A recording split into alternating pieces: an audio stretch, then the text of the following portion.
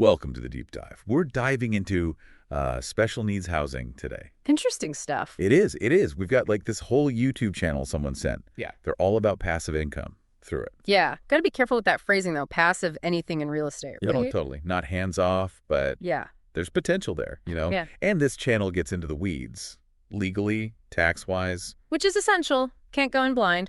What struck me was like the ADA, Americans with Disabilities Act, it applies even if you're a private landlord, not just big complexes. See, that's what I mean. It's not just be a nice person. It's serious stuff. They kept saying reasonable accommodations versus reasonable modifications. And help me out, those sound super similar. It's a key distinction, though. Accommodations, think of it like you've got that no pets rule, right? But a tenant, visually impaired, needs a guide dog. Right. You can't say no to that. Exactly. It's about making it work without changing your property's structure. Modifications, on the other hand. Yeah. That's the construction stuff. Spot on, yeah. Ramps, widening doorways, maybe a bathroom needs grab bars, bigger projects.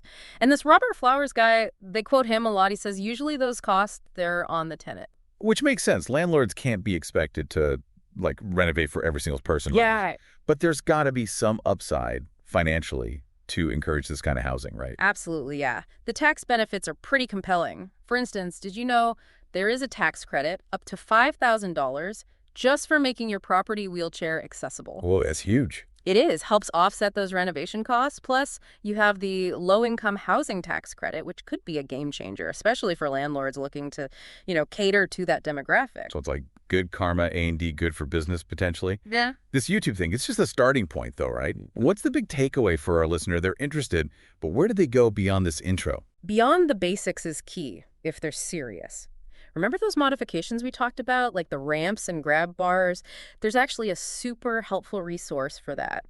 The Fair Housing Act Design Manual. It's the go-to guide. Bookmark that. Absolutely. It's got all those nitty-gritty details on making housing accessible, right down to the measurements and stuff. Now, we've mentioned Robert Flowers a few times. This YouTube channel mentioned his guide on, get this, building passive income streams through special needs housing. Oh, yeah. Robert's great. In fact, he's been on our show before, right?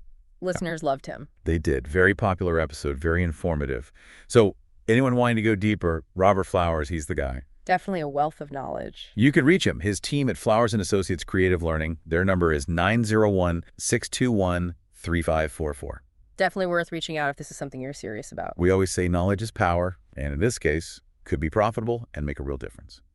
Until next time, happy investing, everyone.